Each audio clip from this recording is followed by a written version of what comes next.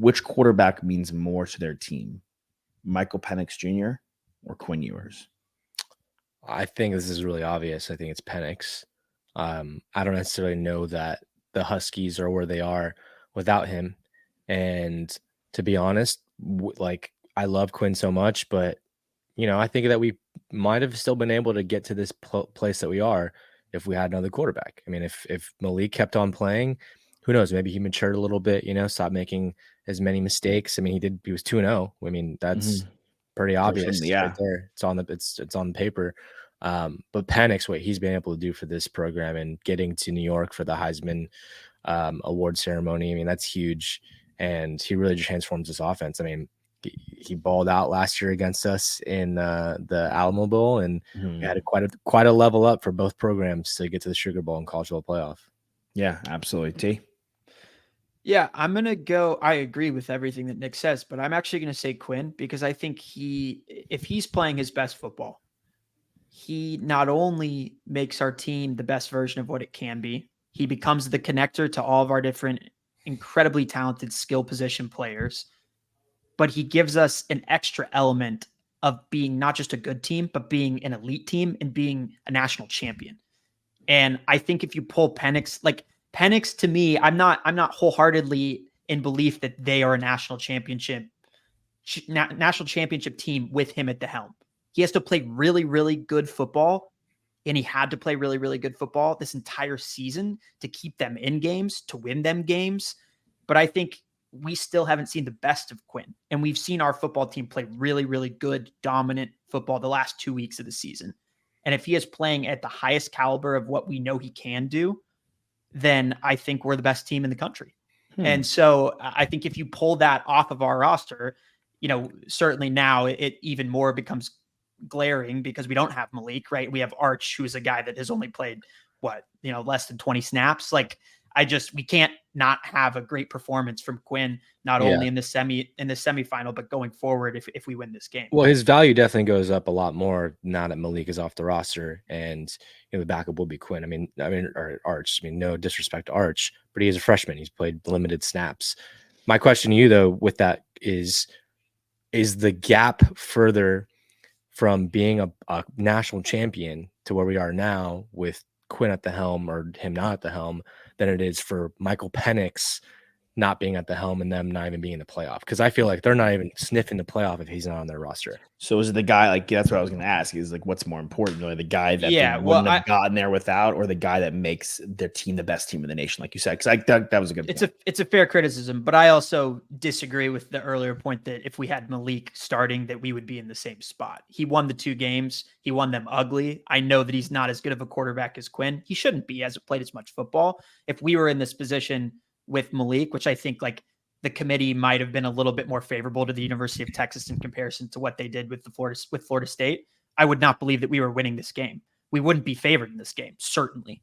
And I wouldn't have the confidence that if we did win this game somehow, because our defense played a phenomenal game, that we would be able to win the national championship. I just don't think he showed me enough in the small amount of play that he's that difference maker. And I also think that I feel like, look, Quinn was you look at his high school recruiting rank, there's a reason why he was recruited as highly as he was. There's a reason why his composite score was as high as it was.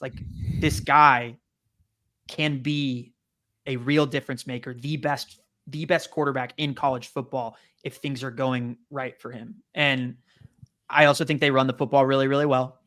I'm talking about Washington now. They run the football really, really well. I think they have an incredible core of wide receivers. And I know our defense is good, but I know that if Quinn is great, that we are nearly unstoppable. And it's just, more than anything, it's just that's been a long time since I've had that confidence in our entire roster, not to mention our quarterback. I think that I am still I'm with Nick, but I'm not as emphatic as I was, because at the beginning of this question, when Nick was like, yeah, no question, I kind of was like that. I think he put up a really good sway toss. I just really don't think the Washington Huskies are here without him. I don't think a part of this is we just kind of have to watch it play out. Oh, right? We're gonna have to watch it play out. If we win by 20 points, but we'll watch it play out. If we win by 20 points, I feel like my intuition is right about this. Right? Sure. And that it wouldn't have mattered whether it was him or someone else. But yeah, like I it's interesting is like, because like Penix Jr. is like, you were anticipating like they need him just to keep him in the game, just to keep it like interesting. Like Quinn could be really good. He doesn't have to be what he was in the Big 12 championship for us to win this game. It more so relies on our defense having to be what it was the entire season and get some serious stops, completely negate the run game from the Washington Huskies, and force Penix Jr. to beat us. So the result will really answer this question: who was more important to their team? I don't think who's a better quarterback is. I think that's a very tricky situation, because obviously Penix it's a loaded question, because Penix, look, objectively, he had the better season. He went to New York. He was second in the Heisman in the closest race. He was the better. He's older. He was the better college quarterback this season. By and large, like I keep bringing up the point to people, not even just on our show with you guys, and I think you guys are with me.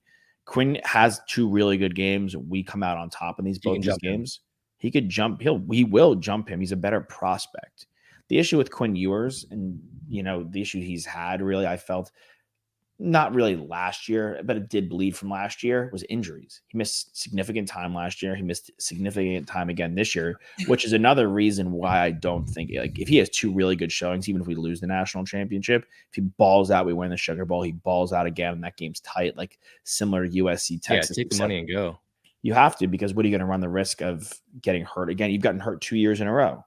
You get hurt 3rd year in a row in college. It's easier to get hurt in the NFL than it is in college, right? And it's low when you're making, $20 million on your rookie deal. Yeah, and I don't think it's this gimme of like a year in the quarter. Everyone's like, "Oh, he'll be the first quarterback taken next year." I don't think it's necessarily. It's not a gimme at all, because Carson Beck was lights out in the second half. I mean, Toss, you were on that early. He was lights out in the second half. Look where Jaden Daniels went from a guy that's probably going to be drafted in the 3rd round, 4th round. He's going to be a top 10 pick because he won the Heisman Trophy. You don't think someone's taking Shedeur Sanders early? How could you not? Look at that value. His value is still leaps and bounds bigger than Quinn's, and that's just NIL. Like, you get a good, crazy family, a loud family, a great football family with that. A good comes with that. Good marketing comes with that, especially if you're the Atlanta Falcons and they don't take a quarterback this year. We know where they're going next year. So I think it's not such a gimme. It's not so black and white. But I would say that Penix has been more important to getting his team here. He's been the more pivotal piece, but we'll see who's more important ultimately come New Year's Day.